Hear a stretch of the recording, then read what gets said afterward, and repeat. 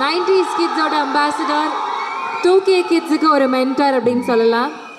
எடுத்தது 2 படம், நடித்தது 2 படம், ஆனால் பிடிச்சது கோடிக்கணக்கான மக்களுடைய மனசில் ஒரு சூப்பரான இடம். கோமாளியா வந்து இப்போ டிராகனாக நிற்கிறாரு. லவ் டுடே கொடுத்தவருக்கு டுடே மக்கள் கொடுக்குற லவ் எக்கச்சக்கமாக இருக்கு. Yes, over to you for a few words, please. Yeah, hi.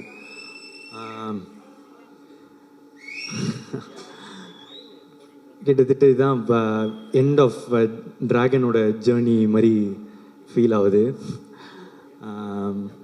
இன்னைக்கு கூட இப்போ அஸ்வத் ப்ரோ வந்து காலில் சொல்லியிருந்தார், இதுதான் கிட்டத்தட்ட லாஸ்ட்டு ஃபங்க்ஷன், இதுக்கு மேலே அவார்ட்ஸ் ஃபங்க்ஷன் அதெல்லாம் இருக்கும், ஆனால் எங்களோட ஜேர்னியாக கிட்டத்தட்ட இது ஒரு எண்டு. இந்த டைமில் வந்து இப்போ இந்த வீடியோலாம் பார்க்கும்போது ரொம்ப ஸ்வீட்டாக இருந்துச்சு. அப்போது இதோட ஸ்டார்டிங் பாயிண்ட் எங்கே அப்படின்னு யோசித்து பார்த்தா, ஒரு நாள் வந்து படம் பண்ணலாமா அப்படின்னு அவர் கால் பண்ணது ஸ்டார்டிங் பாயிண்ட் இல்லைன்னு நான் நினைக்கிறேன். ஒரு இந்த ஓமை கடவுளை வந்து எழுதிட்டு இருக்கும் போது நாங்கள்லாம் ஒன்றா டிஸ்கஸ் பண்ணிகிட்ருப்போம். அப்போ வந்து ஒரு கேரக்டர் இருக்குது பண்ணுறியாடா அப்படின்னு கேட்டார். இல்லை நான் நடித்தா ஹீரோ தான் அப்படின்னு சொன்னேன்.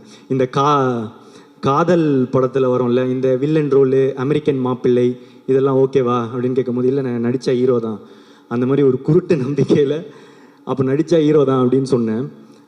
என்னன்னா அப்போது வந்து கோமாளியும் வரல, எதுவுமே வரல என்ன, ஆனால் அவர் எதுவும் நம்பினார், பண்ணுவான் போல் அப்படின்ற மாதிரி ஒன்று இருந்துச்சு.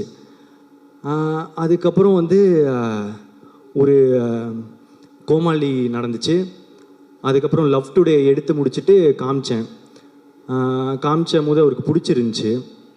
அப்போ நான் சொன்னேன், ரிலீஸ் ஆகலை, இன்னும் ரிலீஸ் ஆகிறதுக்கு முன்னாடியே கேட்டேன் வந்து, எனக்கு ஒரு படம் நீங்கள் டைரக்ட் பண்ணுவீங்களா? சரி, கொஞ்சம் எனக்கும் கொஞ்சம் நியாயம்லாம் இருக்குது, எனக்கும் தெரியும் அவர் வந்து ஓமை கடவுளை வந்து சூப்பர் ஹிட்டு.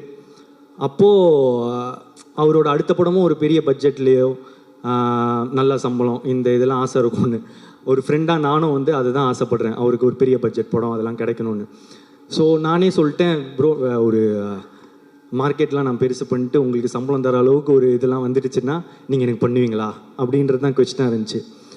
அப்போ சொன்னார், நீ மார்க்கெட் பெருசு பண்ணிட்டு வாடா, நான் பண்ணுறேன் அப்படின்னாரு.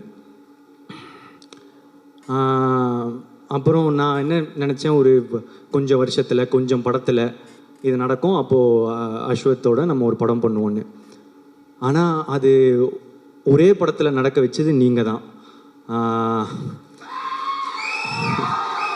லவ் டுடே முடித்த உடனே அதான் அதுக்கேற்ற ஒரு மார்க்கெட் வந்து உண்டாச்சு. அப்போது எனக்கு சொன்ன மாதிரி அவரே கால் பண்ணிட்டார். கால் பண்ணி என்னடா படம் பண்ணலாமா அப்படின்னு வந்து கேட்டார். ஸோ இப்போ இதுலேருந்து வந்து ஒரு இந்த டிராகன் நடக்கிறதுக்கு வந்து ஒரு இதுலேருந்து ஒரு 3 ரீசன் இருக்குது. ஒன்று, அஸ்வத் அவங்க வந்து சொன்ன வார்த்தையை காப்பாற்றுறது, அந்த மாதிரி அவர் வந்து சொன்ன வார்த்தையை காப்பாற்றினார். என்னென்னா இது வரைக்கும் அது மட்டும் இல்லை, எனக்கு வந்து அதான் மார்க்கெட் பெருசு பண்ணிட்டு வாடா பண்ணுறேன் அப்படின்னு சொன்ன உடனே அவரே கால் பண்ணாரா, அது ஒரு விஷயம். அடுத்த விஷயம், உனக்கு ஒரு நல்ல படம் பண்ணுறேன் அப்படின்னு சொன்னார், பண்ணார். 3வது விஷயம், உண்மையாக சொன்னார், 100 days படம் ஓடண்டா, நான் அந்த மாதிரி ஒரு படம் பண்ணுறேன்னு. ஸோ சொன்ன வார்த்தையை காப்பாற்றின அஸ்வத்துக்கு தேங்க்ஸ். ஸோ அதனால தான் இந்த ரீசன், இந்த படம் டிராகன் நடந்ததுக்கு ரீசன். இன்னொரு 2வது ரீசன் வந்து, அன்றைக்கி ஒரு வச்சல ஒரு குருட்டு நம்பிக்கை, நடிச்சா ஹீரோ தான் அப்படின்னு, அதுக்கு ஒரு லாஜிக்கே இல்லை. நினச்சி பார்த்தா இப்போ எப்படி அப்படின்னு நினச்சி தெரியல, அது ஏதோ நடந்துருச்சு. 3வது வந்து நீங்கள் கொடுத்த அந்த வெற்றி, லவ் டுடேவோட வெற்றி, அந்த வெற்றினால் மட்டுமே இந்த படம் சீக்கிரமாக நடந்துச்சு. அதுக்கப்புறம் முக்கியமாக வந்து ஏஜிஎஸ். ஆமாம், எங்களுக்கு இது வந்து எங்களோட 2வது 100th day ஃபங்க்ஷன். அப்போ இதுலேருந்து எங்கள் ஜேர்னி எவ்வளோ பெருசாக இருந்திருக்கும், எங்களுக்குள்ள என்ன ரிலேஷன்ஷிப் இருக்கும் அப்படின்றது இப்போ நாங்கள் ஃபீல் பண்ணுறதை தாண்டி உங்களுக்குமே ஃபீல் பண்ண ஆரம்பிச்சிருப்பீங்க. ஏன்னா நான் வந்து இந்த லவ் டுடே பண்ணும்போது இன்னொரு படமும் பண்ணுறோம் அப்படின்னு தான் பேசினோம். ஸோ லவ் டுடே முடித்த பிறகே வந்து என்ன படம் பண்ணலாம், ஏன்னா வந்து எக்ஸ்பெக்டேஷன்ஸ் ஆஃப் லவ் டுடே வந்து ஒரு மேஜிக் அப்படின்னு வந்து பிராண்ட் பண்ண ஆரம்பிச்சிட்டாங்க. ஸோ இது திருப்பி ஒன்று பண்ணணுமே, என்ன பண்ணலாம் இது வந்து சாட்டிஸ்ஃபை ஆகும் அப்படின்றது ரொம்பவே யோசிச்சுட்டே இருப்பேன். ஸோ இன்னொரு படம் டைரக்ட் பண்ணி ஆக்ட் பண்ணலாமா, இதெல்லாம் வந்து போயிட்டே இருக்கும் போது தான் ஏற்கனவே ஏஜிஎஸும் அஸ்வத் ப்ரோவும் வந்து பேசியிருந்தாங்க, ஒரு படம் பண்ணுறது அவங்களும் பேசியிருந்தாங்க. ஸோ இது கரெக்டாக வந்து ஒரு மாதிரி அமையும்னு சொல்லுவாங்கள்ல, அந்த மாதிரி தான் எனக்கு டிராகன் அமைஞ்சது. ஸோ இந்த ஏஜிஎஸோட இருக்கிற இந்த ஜேர்னி எனக்கு வந்து இன்னும் போயிட்டே இருக்கும்னு நான் நினைக்கிறேன், நம்புகிறேன். Thank you Agoram sir, Ganesh sir, Suresh sir, Archana ma'am, Aishwarya ma'am, Venkat Manickam sir. So it's a sweet journey, எங்களுக்கு இன்னும் தொடர்ந்து பண்ணிகிட்டே தான் இருக்க போகிறோம். அதை தாண்டி இது வந்து என்னோட 3வது 100 டே ஃபங்க்ஷன். ஸோ கோமாளி, லவ் டுடே, அதுக்கப்புறம் டிராகன், ஹேட்ரிக். ஸோ ஆனால் இந்த படம் டிராகன் வந்து ரொம்ப இம்பார்ட்டண்ட் இந்த படத்தோட வெற்றி. ஏன் அப்படின்னா இப்போ கோமாளி ஹிட் ஆகும்போது வந்து ஒரு படம் ஹிட் ஆகிடுச்சு, எப்போவுமே அந்த 2வது படம்ன்றது ரொம்ப இம்பார்ட்டண்ட்டு டேரக்டராக.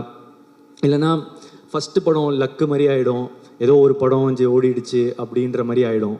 ஸோ அதனால் 2வது படம் ரொம்ப இம்பார்ட்டன்ட் நினச்சேன். ஆனால் அந்த 2வது படமும் எனக்கு ஃபஸ்ட்டு படம் மாதிரி ஆகிடுச்சு லவ் டுடேனா. அதுலேயும் வந்து முத தடவை நடித்ததுனால அது ஃபஸ்ட்டு படம் மாதிரி ஆகிடுச்சு. ஸோ அதுக்கப்புறம் அந்த படம் ஓடிச்சு, வெற்றி.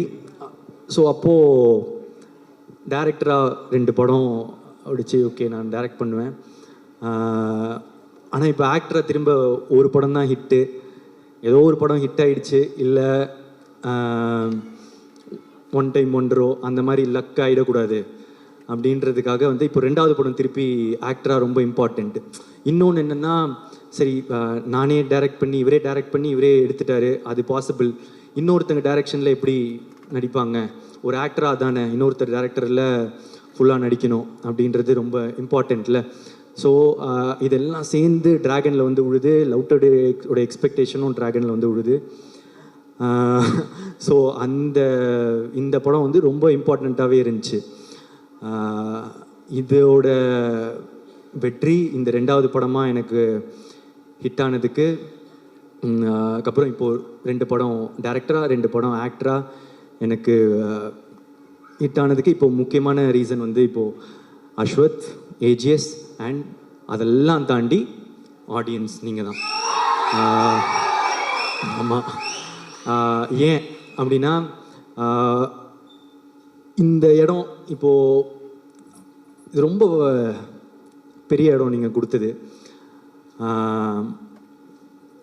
ஃபஸ்ட்டு படமே எனக்கு வந்து நீங்கள் கூட்டிகிட்டு போய் நிற்க வச்ச உயரமோ இடமோ வந்து ரொம்ப பெருசு. அதை தாண்டி திருப்பி வந்து டிராகனில் வந்து நீங்கள் கொடுத்துருக்குற இந்த இடம் வந்து ரொம்ப பெருசு. இதுக்கு நான் வந்து என்றைக்குமே வந்து உங்களுக்கு நன்றி கடனோடு தான் இருப்பேன்.